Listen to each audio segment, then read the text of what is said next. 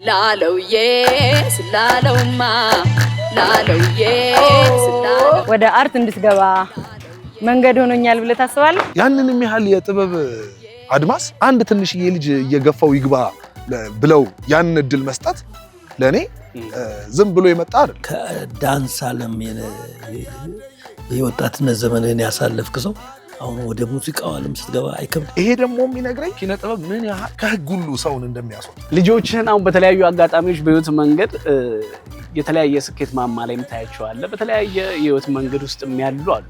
ስታያቸው ምን ይሰማል? ማለት እየጨፈሩ እየዘፈሩ እንዴት ነው እንባቸው ራሱ የሚመጣ? ኦባማ ስላንተ ሳወራ ምን ተሰማ? ሁሉም በየብሔረሰቡ ስም ነው አይደል ያለው። ጎንደር፣ ጎጃም፣ አገውኛ፣ ትግርኛ፣ ጉራግኛ፣ ወላይታ እያልን በየብሔረሰቦቹ ስም ነው ያለው።